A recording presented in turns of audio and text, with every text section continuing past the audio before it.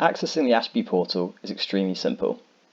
Go to the login link at the top of our website, which will take you to this page here, enter your email address and click the Request Link button.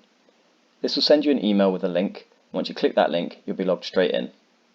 Once you've logged into the portal, you'll be taken to the home page.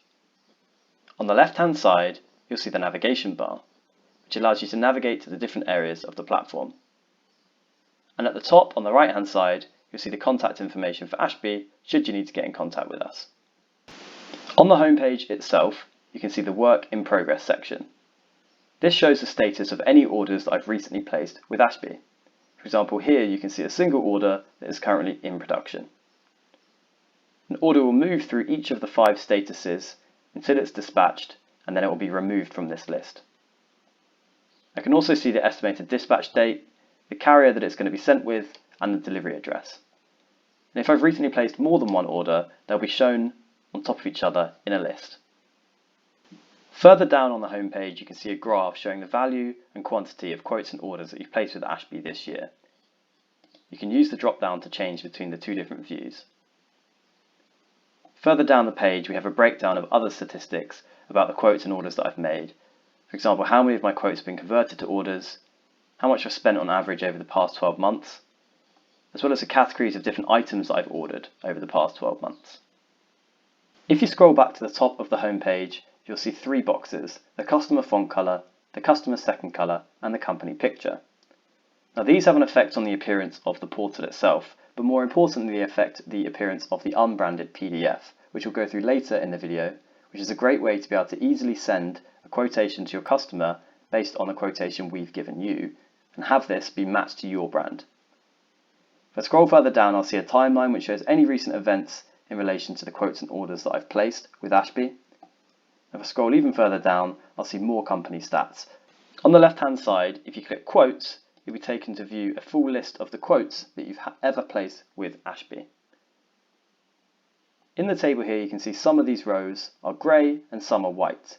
The grey ones are older versions of a quote, and the white ones are the most recent version of a given quote. You can see the quote numbers split into 2 sections. On the left-hand side, you have a 6-digit number, in this case it's 671522, and on the right-hand side, you have a single number, in this case it's 1. The 1 refers to the version, so this is version 1 of the given quote. For example, if we look at the quote below this, you can see it's version 10 of quote 656218. And below that, you can see the grey rows representing all of the previous versions of this same quote. Generally, you'll be looking for the rows which are white because this will show you the most up-to-date version. If I click a row on the quotes table, I'll be taken to see more information about the quote. Here you're able to see what items are on the quote with their individual cost, as well as the total cost of the quote broken down into different sections.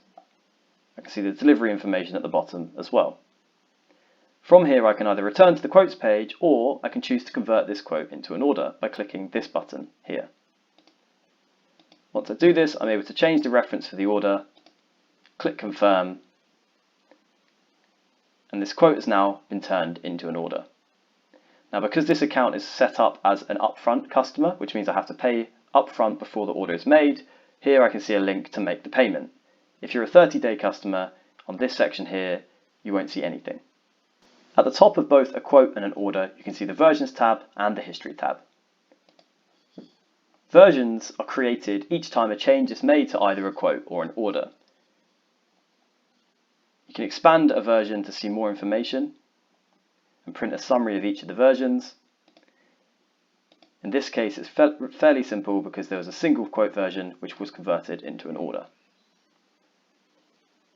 If I go to the History tab, I'll be able to see a timeline of every action that's happened. So in this case, a new version of the quote was created, the quote was emailed to me as a customer, and then I converted the quote to an order via the portal. I can also see any calls that have been linked, which is coming soon. I can see any emails that have been linked to this quote or order. And finally, I can see any files that have been linked to the quote or order. These can be manually linked by you or Ashby, or they can be produced automatically by the system, for example, a summary PDF of a quote or an order. At the top of an order, you'll see 2 buttons. One allows you to print a summary of the order, and the other allows you to print an unbranded summary of the order. The unbranded summary will not have any Ashby branding on it, and it will use the branding based on the colours and image that you set on the homepage. It also won't contain any of our pricing and will have input fields so you can update the quote to reflect your pricing before you send it on to the customer. Now let's take a quick look at orders on the left hand side. This is a table showing every order you've ever had with Ashby, and again, very similar to the quotes table, I can click an order to see more information. An important note is that once a quote has been converted to an order, it will no longer appear in the quotes because it is now an order, so it will appear in the orders. Finally, let's take a look at company information.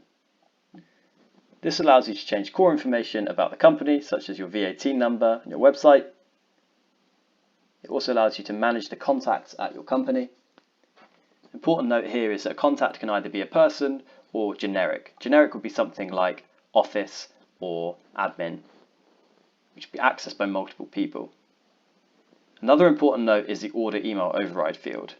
As explained in the pop-up, this essentially means that any order created by that person will have emails redirected to the address that's entered here.